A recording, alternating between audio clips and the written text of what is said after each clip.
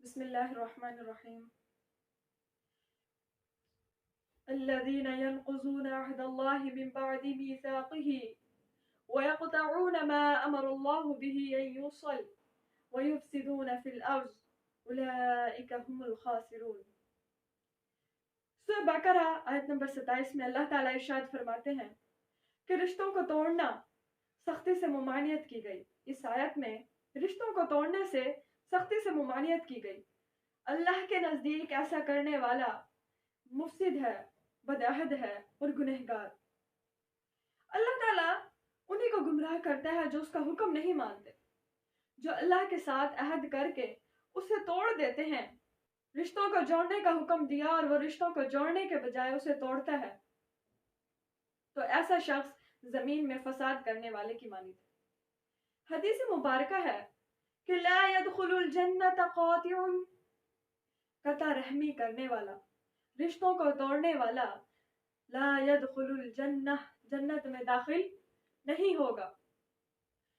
جنت اللہ تعالیٰ کی رحمت ہے، یعنی کہ وہ اللہ کی رحمت سے بھی مایوس ہو جائے گا، نا امید ہو جائے گا، اسے اللہ کی رحمت نصیب نہیں ہوگی. اللہ تعالیٰ کی رحمت اس قوم پر نہیں ہوتی جس میں قطع رحمی کرنے والے اشخاص ہوں. قرآن مجید میں قربا کے لیے بھی اللہ تعالیٰ نے ایک آیت نازل کی. قرآن مجید میں اللہ تعالیٰ ایک اور جگہ ارشاد فرماتے ہیں وَبِالْوَالِدَيْنِ إِحْسَانًا وَذِي الْقُرْبَى، والدین کے ساتھ احسان کرو. احسان جتنا انہوں نے کیا ڈبل ان کا واپس دو. احسان کا عمل کرو. وَذِي الْقُرْبَى، اور رشتہ داروں کے ساتھ نیکی کا حکم دیا گیا، حسن سلوک کا حکم دیا گیا. اللہ تعالیٰ قرآن مجید میں رشتہ داروں کے ساتھ حسن سلوک کا حکم دے رہے ہیں کہ جو آپ کے ساتھ اچھا ہے اس کے ساتھ بھی آپ اچھے رہیں. رشتہ داروں میں جو آپ کے ساتھ اچھا نہیں ہے، جو آپ کو برا بھلا کہتا ہے، اس کے ساتھ بھی آپ اچھے رہنے کی کوشش کریں، اس کے ساتھ بھی رشتوں کو جوڑنے کی کوشش کریں. وَاعْبُدُوا اللَّهَ وَلَا تُشْرِكُوا بِهِ شَيْئًا، اللہ تعالیٰ اپنی عبادت کے ساتھ ساتھ دوسری بات یہ کریں کہ میری عبادت کرو اور کسی کو میرے ساتھ شریک نہ کرو.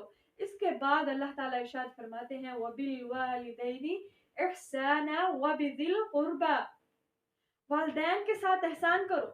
وَبِذِي الْقُرْبَى، اور رشتہ داروں کے ساتھ بھی. قرآن مجید کے کئی مقامات پر اللہ تعالیٰ ارشاد فرما رہے ہیں، اللہ تعالیٰ رشتہ داروں کے ساتھ احسان کرنے کا حکم دے رہے ہیں. حدیث میں آتا ہے کہ من احب ان یبسط فی رزقہ وینسى له فی امری فلیصل رحمہ، جس شخص کو یہ پسند ہے کہ اس کی عمر دراز کر دی جائے اور اس کا رزق بڑھا دیا جائے تو وہ رشتہ داری کو جوڑے. عبداللہ بن عمر سے روایت ہے کہ صلہ رحمی کرنے والا وہ شخص ہے جو ٹوٹے ہوئے رشتوں کو جوڑے.